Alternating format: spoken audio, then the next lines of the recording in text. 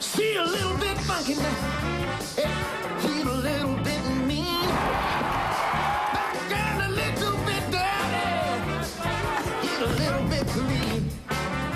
Yeah, she good. Meet the girls of summer, the Philadelphia Force. Girl is bad. Bring the family to see the Philadelphia Force play at Bicentennial Park. Tickets are on sale now for all home games. You can't resist the Force. Welcome to Lehigh Valley Sports Scene.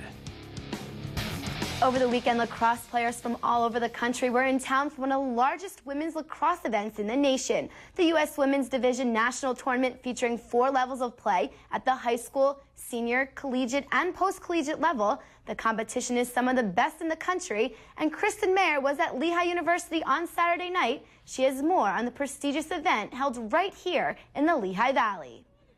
For the 6th straight year in a row, the Lehigh Valley hosted the U.S. Lacrosse Women's Division National Tournament at Lehigh University. This is our 73rd year of the Women's Division National Tournament, 6th year at Lehigh. This is a record-breaking year for the national tournament. We've got 44 girls division teams, that's high school teams. We've got 17 post-college club players, and that's adult players. We've got our U.S. team here, year after a World Cup, and it's just been a beautiful weekend here in Lehigh. It's a time for collegiate and post-collegiate players to play in the club divisions.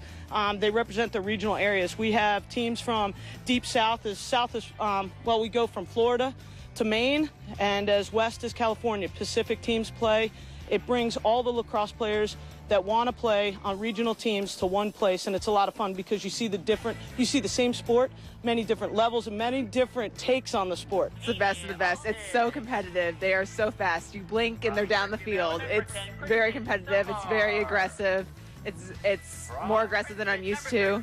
On Saturday, after a day's schedule packed with more than 75 lacrosse games, the U.S. national team faced the Club All-Stars in the big matchup of the tournament. It's a great event because, number one, it gives us as a U.S. national team the opportunity to play together, and two, it gives us as coaches and the staff, and actually some of the U.S. players, we get to look at our competition that's coming up for tryouts in August. So a lot of these players you'll see here tonight have, at least on my team at the U.S. national level, have a few World Cups under their belt. A lot of them are younger now because we're in a transition period where World Cup was last year, so we've got 4 more years. We're building right now. It's a rebuilding year. But even though the U.S. team is in a rebuilding phase, the players still have a lot of experience playing lacrosse. Some of my players this year have been in England, Scotland, Wales, Japan, Australia, touring the world playing lacrosse and bringing lacrosse to other countries. And this year, the U.S. team held on to beat the Club All-Stars 7-6 in front of a packed house. With the beautiful weather, the turnout this weekend was fantastic, which was expected as this national tournament continues to grow in popularity. The growth of this tournament is due in part to the growth of the game, and U.S. Lacrosse has been really the engine behind that growth in our chapters, and Pennsylvania is really the birthplace of women's lacrosse, and so it just makes sense that we're back here in Lehigh for the largest women's event of the year. So we hope to continue to see the growth, and U.S. Lacrosse hopes to come back to this area again next year. On the scene at Lehigh University, Kristen Mayer, 2 Sports.